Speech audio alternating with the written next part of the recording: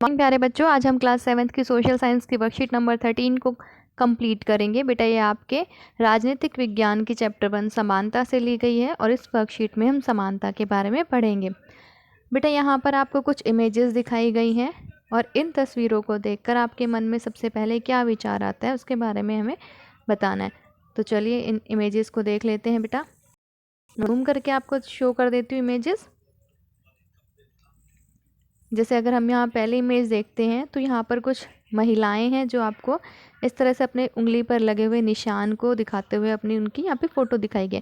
तो बेटा अगर आप ध्यान दें तो आपने देखा होगा शायद जब आपके माता पिता आपके घर के जो बड़े हैं जो वोट डालने जाते हैं, जब वो वोट डाल के आते हैं तो इसी तरह के निशान उनकी उंगली पर लगे होते हैं। ये वोट डालने का एक दृश्य है कि इन्होंने अभी अभी वोट डाला है। उसके बाद यहाँ पर एक इमेज दिखाई गई जिसमें कुछ महिलाएं और कुछ पुरुष जो है लाइनों में लगे हुए हैं और ये भी वोट डालने के लिए यहाँ पर लाइन में खड़े हुए हैं। उसके बाद ये है बेटा आपकी वोटर आईडी जिसका हम ज़रूरत होती है वोट डालने के लिए, उसकी एक इमेज है। उसके बाद यहाँ पर एक इमेज दिखाई गई है जो कि हमारी इलेक्ट्रॉनिक वोटिंग मशीन है जिसके द्वारा हम वोट डालते हैं। तो बेटा यहाँ पर अगर मैं बात करूँ पहले के समय की तो उस समय पे जो महिलाएं हैं बहुत पहले बेटा उनको जो है वोट डालने की इजाज़त नहीं थी, परमिशन नहीं थी। लेकिन अगर हम इन इमेजेस को देखें तो यहाँ पर जो है महिलाएं भी वोट डाल रही हैं और पुरुषों की बराबरी में ही वो उनको भी अधिकार मिला है वोट डालने का। अब बात करते हैं बेटा भारत जैसे एक लोकतांत्रिक देश में सब वयस्कों को मत देने का अधिकार है। तो बेटा भारत जो है वो एक लोकतांत्रिक देश है और इस देश में जो वयस्क हैं, वयस्क यानी कि जो भी व्यक्ति 18 साल या फिर उससे अधिक उम्र के हैं, उन सभी को वोट डालने का अधिकार है। चाहे वो व्यक्ति किसी भी धर्म का हो, चाहे उसकी जो शिक्षा का स्तर है वो कुछ भी हो, यानी कि चाहे वो कम पढ़ा लिखा है, चाहे ज़्यादा पढ़ा लिखा है, चाहे बिल्कुल भी पढ़ा लिखा ना हो या फिर बहुत ज़्यादा पढ़ा लिखा है, तो उससे कोई फ़र्क नहीं पड़ता। चाहे वो व्यक्ति किसी भी जाति से संबंधित हो, वो अमीर हो या गरीब हो, महिला है या पुरुष है, इन सब बातों से कोई भी फ़र्क नहीं पड़ता। अगर व्यक्ति 18 वर्ष से अधिक उम्र का है तो उसे वोट डालने का अधिकार है और इसे ही हम कहते हैं सार्वभौमिक वयस्क मताधिकार। अब सार्वभौमिक वयस्क मताधिकार का जो विचार है बेटा वो समानता पर आधारित है। क्यों? क्योंकि इसमें जो है हर व्यक्ति, देश का हर वयस्क जो 18 वर्षों से अधिक है, चाहे स्त्री हो पुरुष हो, चाहे उसका आर्थिक स्तर यानी कि अमीर है गरीब है, जाति कुछ भी हो, लिंग कुछ भी हो, लड़का है लड़की है, हर किसी को जो है वोट डालने का अधिकार है। बहुत से लोग जो हैं भारतीय लोकतंत्र में रहते हैं जिन्हें मताधिकार प्राप्त है, उनको वोट डालने का अधिकार तो मिला है, लेकिन जिनका जो दैनिक जीवन की अगर हम बात करें बच्चों और उनका जो कार्य करने का जो भी स्थितियां हैं कार्य करने की, उनमें समानता नहीं है।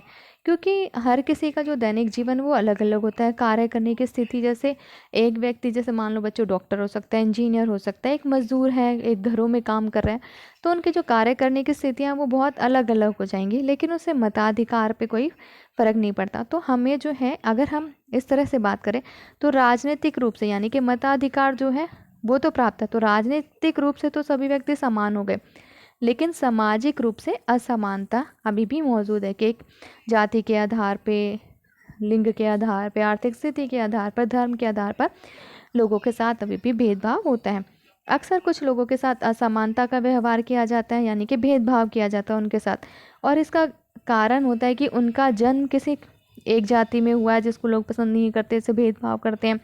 लिंग के आधार पर लड़का लड़की के उस आधार पर भेदभाव किया जाता है। धर्म में हुआ है, किसी विशेष धर्म में के साथ लोग अगर भेदभाव करते हैं, और उच्च वर्ग या मध्यम वर्ग, निम्न वर्ग के आधार पर उनसे भेदभाव किया जाता है। यहाँ पर आपको एक इमेज भी दिखाएगी बेटा सामाजिक असमानता। तो सामाजिक असमानता जो है धर्म के आधार पर की जाती है कि जैसे हमारे देश में हिंदू, मुस्लिम, सिख, ईसाई अलग अलग धर्म हैं, तो अगर इन धर्मों के लोगों के साथ आपस में भेदभाव किया जाए तो वो सामाजिक असमानता होगी। इसी तरह से आर्थिक स्थिति, अमीर और गरीब व्यक्ति में जो है भेदभाव किया जाए तो वो भी सामाजिक असमानता कहलाएगी। लिंग के आधार पर यानी कि स्त्री और पुरुष के आधार पर भेदभाव किया जाए तो वो भी सामाजिक असमानता कहलाएगी। और हमारी जातियों के आधार पर, जो जाति के आधार पर बांटा गया है व्यक्तियों को, उच्च जाति, निम्न जाति, तो इसके आधार पर भी जो भेदभाव लोगों के साथ किया जाता है उसे हम सामाजिक असमानता कहते हैं। जब लोगों के साथ असमानता का व्यवहार होता है तो उनकी गरिमा को ठेस पहुंचती है। तो जब लोगों के साथ, आपने भी देखा होगा, अगर हमारे साथ भी कोई असमानता का व्यवहार करे तो हमें बहुत बुरा लगता है। तो इस तरह से लोगों को बुरा लगता है, क्योंकि हर कोई व्यक्ति समान सम्मान यानी कि रिस्पेक्ट और गरिमा का हकदार है, कि हर व्यक्ति को एक जैसी रिस्पेक्ट मिलनी चाहिए, चाहे वो व्यक्ति किसी भी जाति, धर्म, लिंग से संबंधित है, चाहे अमीर है या गरीब है।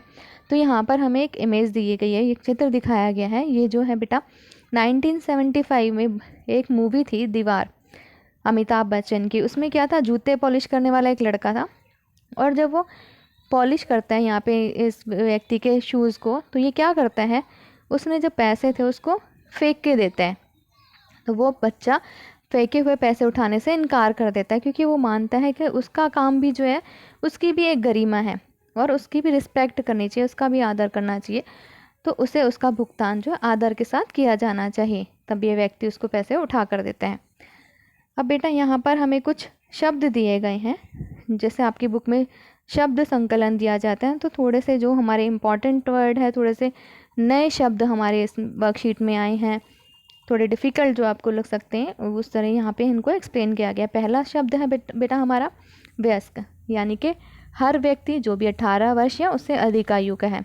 दूसरा है हमारा समानता, यानी कि बराबर होने की अवस्था, कि हर एक व्यक्ति बराबर है, विशेषतः स्थिति, अधिकारों, अवसरों में, हर चीज़ में समान है, वो बराबर है। गरिमा का अर्थ है कि अपने आप को और दूसरे व्यक्तियों, सबको सम्मान के, रिस्पेक्ट के योग्य समझना चाहिए, सबकी एक जैसी रिस्पेक्ट होनी चाहिए। लोकतंत्र में क्या होता है बेटा, एक सरकार जिसमें लोगों में सर्वोच्च शक्ति निहित है, कि लोगों को सर्वोच्च शक्ति एक तरह से होती है, क्योंकि लोग लोकतंत्र में अपने जो प्रतिनिधि उनको चुनते हैं चुनाव के द्वारा, तो उनके द्वारा, लोगों के द्वारा प्रत्यक्ष और अप्रत्यक्ष रूप से प्रतिनिधित्व की एक प्रणाली के माध्यम से अभ्यास किया जाता है, जिसमें आमतौर पर समय समय पर होने वाले स्वतंत्र चुनाव शामिल होते हैं। और इसमें समय समय पर जो है चुनाव, स्वतंत्र चुनाव होते हैं, जिसमें हर वयस्क देश का वोटिंग करता है और अपने प्रतिनिधि को चुनता है। अब यहाँ पर हमें एक क्रियाकलाप दिया गया बेटा, एक्टिविटी दी गई है। कांता ओम प्रकाश वाल्मीकि और श्री और श्रीमती अंसारी की कहानियाँ अपनी पुस्तक से पढ़ें। आपकी बुक में बेटा ये चैप्टर में कांता, ओम प्रकाश वाल्मीकि और श्री और श्रीमती अंसारी की कहानियाँ दी गई हैं, वो आप सभी को पढ़नी है। अब हम इस वर्कशीट के क्वेश्चन आंसर्स को डिस्कस कर लेते हैं। बेटा हमारा फर्स्ट क्वेश्चन है, सार्वभौमिक वयस्क मताधिकार को परिभाषित करें। इसका आंसर है बेटा हमारा, भारत जैसे एक लोकतांत्रिक देश में सब वयस्कों यानी कि 18 वर्ष या उससे अधिक आयु को मत देने का अधिकार है, चाहे उनका धर्म, जाति, शिक्षा का स्तर कुछ भी हो, गरीब हो या अमीर, महिला हो या पुरुष, इसे सार्वभौमिक वयस्क मताधिकार कहा जाता है। नेक्स्ट क्वेश्चन है, क्या आप चुनाव में वोट डाल सकते हैं? यदि नहीं तो क्यों? इसका आंसर है हमारा नहीं, हम चुनाव में वोट नहीं डाल सकते, क्योंकि भारत में वोट डालने की न्यूनतम आयु 18 वर्ष है और हम अभी 18 वर्ष के नहीं हैं।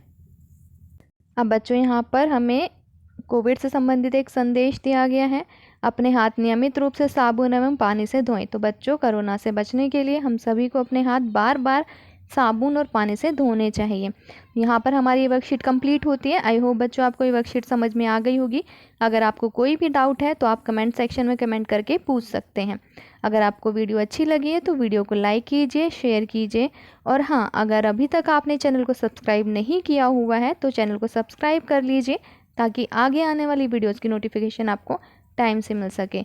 बाय बाय बच्चों, हैव अ गुड डे प्यारे बच्चों।